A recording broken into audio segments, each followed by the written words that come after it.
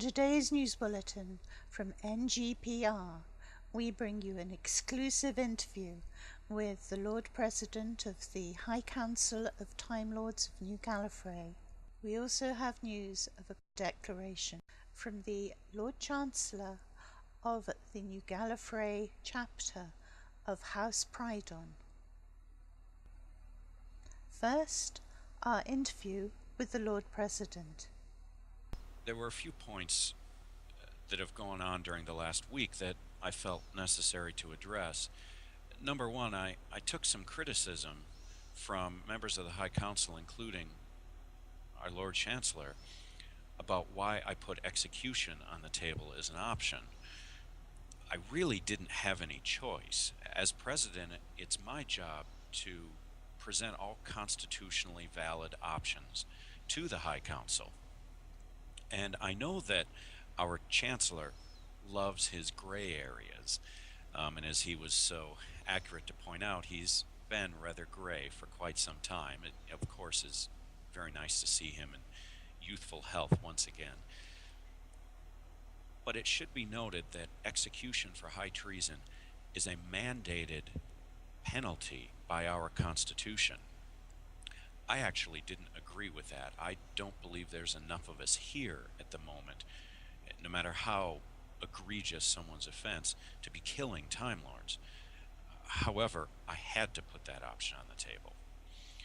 Exile has always been an option for nearly any offense in Time Lord history. It's been very common in our history to expel people from our society who break the law. Of course, when you have your hands on a TARDIS, exile must mean taking that TARDIS away. I'm not sure what third option our Chancellor or some other members of the High Council were looking for, but I fail to see a lesser, well, first of all, our Constitution simply doesn't allow a lesser penalty. If there are members of our society, and specifically the High Council, who wish to amend our Constitution, I would certainly not be against that idea. I definitely think that we should consider taking execution off the table, considering our current situation. But until that moment happens, and it's democratically decided upon, those are the options available to us under the law. And that's my job as President, is to present those options to the Council. I also want to speak a little bit about the Lord Chancellor's comments about our relationship with our TARDISes. Of course, everyone knows by now that I am kind of a being of two existences. I am a biological Time Lord and have been now for 3 incarnations. However, I'm also a TARDIS. My biology is tied to what was at one point in my history in existence as only a TARDIS, but a rare type of TARDIS that could interact with our dimension, one of Rassilon's great experiments. We've always had a relationship with our TARDISes, even before we were Time Lords. The great seers of ancient times had a relationship with these extra-dimensional beings where they helped guide them to food sources, while the TARDISes, they weren't even TARDISes yet, gave them insights into the future and alternate universes, things like that. Our relationship with them grew as our technology evolved, and we basically devised technological saddles for them, essentially, so that we could ride them through time and space. But they've always been our children, and in many regards, I hesitate to even call them equals, as they exist on a plane that many of us have aspired ourselves. So I definitely believe that things are now complicated because we can't simply destroy a Time Lord, which I don't believe we should do anyway. But now we don't have the facilities to save that TARDIS like we could before. So yes, this complicates matters. However, we still have an obligation to uphold constitutional law, and if any member of the High Council believes that we should alter that, then we should do it correctly. And unlike House Prydon, I don't think we should simply take matters into our own hands and ignore the law.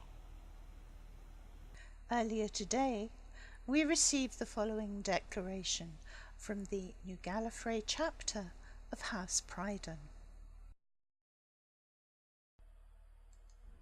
To the Time Lords and citizens of New Gallifrey, the Inner Council and the High Council of Time Lords, and yes, even the Chariot, I serve notice to you all. Karma, leader of the exiled and true Prydonians, sends this declaration of outrage. But first let me be clear, crystal clear. The actions of Lord Abbot were done alone and without knowledge or authorization from my office. We did not order or sanction the assassination attempt on Lord Chancellor Sputnik. I repeat, the assassination attempt on Sputters was not my house's doing nor intention. Let it be known that I hereby officially and publicly expel Mr. Abbot from my now exiled house. He holds no status, no place, or rank among my house. Now, boys and girls, buckle up. Remember that I said this is a declaration. If the Time Lords and other temporal beings and artifacts of New Gallifrey wish for our help in the capture of Mr. Abbot, then listen carefully. The following are my terms. Note, not one of these terms is open for negotiation. 1. While we are exiles, we are still an independent state. As such, the Chariot and its High Council will recognize us as an independent and sovereign state forthwith, and thus withdraw as no longer appropriate all charges of high treason and other indictments laid against us, as based upon our former status as citizens of a chapter of New Gallifrey.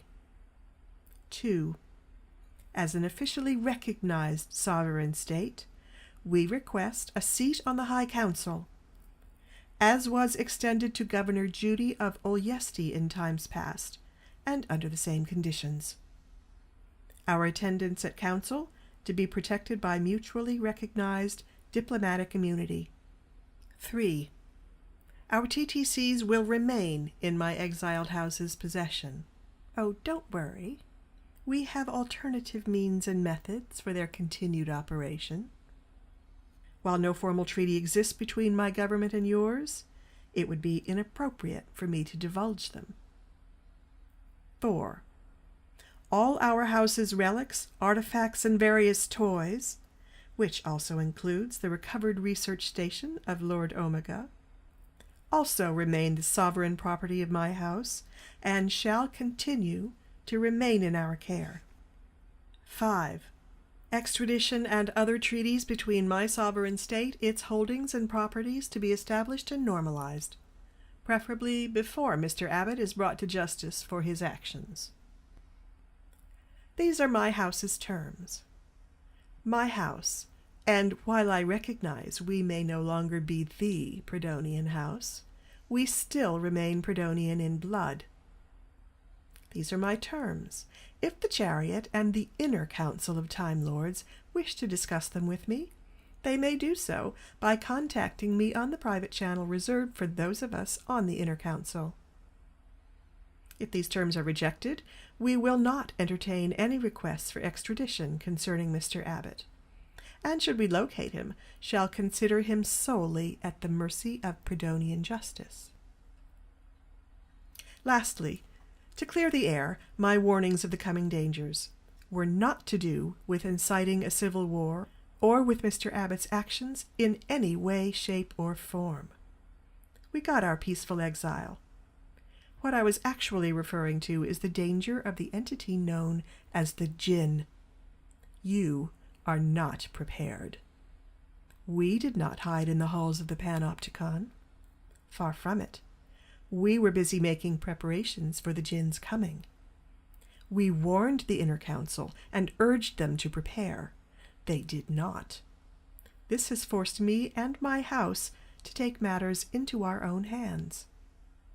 We have a plan, and we are prepared.